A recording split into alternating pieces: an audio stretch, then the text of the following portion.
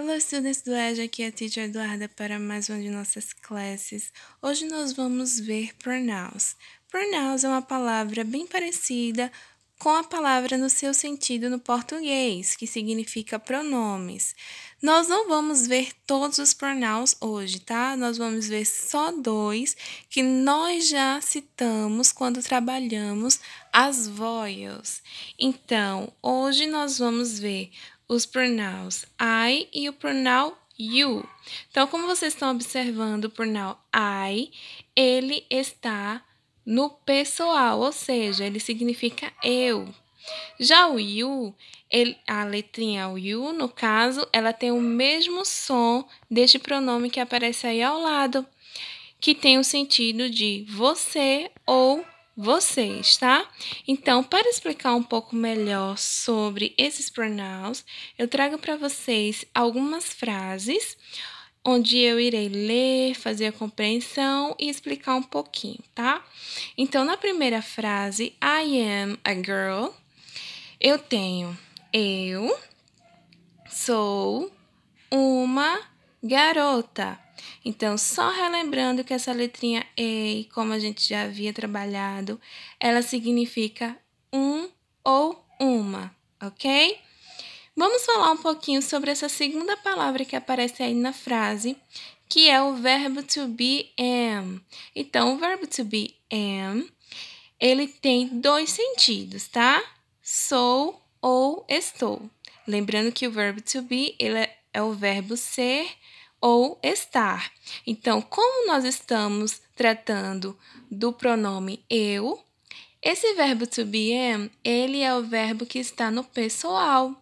Então, por isso, nós não podemos utilizá-lo com nenhum outro pronome, tá? Então, vocês sempre vão ver o I am, tá? A gente só vai utilizar o verbo to be am com o pronome I e o I com o verbo to be am. Então, vocês sempre vão ver I am e I am, ok? A segunda frase, you are a boy, você é um garoto. Ou seja, esse pronoun you, ele está no singular, ele tem o sentido de você. Como é que a gente identifica que é você e não vocês? Nós temos aí na frase a letrinha A, que é a letra A, que a gente já viu que tem o sentido de um ou uma. Então, eu não poderia estar falando no plural, certo?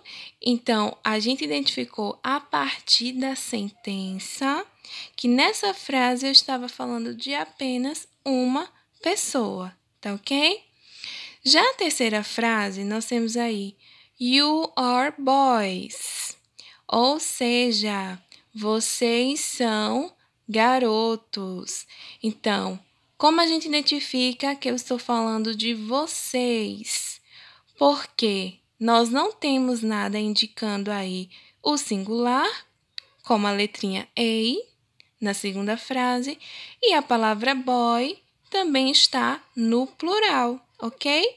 Então, uma observação sobre o verbo to be, que aparece depois do pronome you, que é o verbo to be are, tá? Esse verbo to be, a gente vai sempre utilizar no plural, tá bom? A gente só utiliza ele no sentido de singular quando a gente estiver falando no pronome you no singular, tá bom? Então, sempre que a gente for falar no plural e precisa utilizar o verbo to be, a gente vai utilizar o verbo to be are, tá ok? Com exceção do pronome you, que, independente de ser singular ou plural, nós vamos utilizar também com este verbo, tá? Então, para o homework de vocês, eu gostaria que vocês completassem essas frases com I ou you.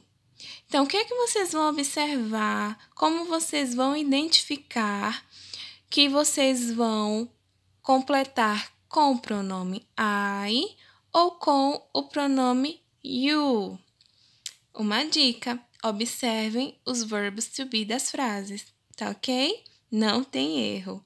Então, eu espero que vocês tenham compreendido o homework, a atividade, a aula e até mais.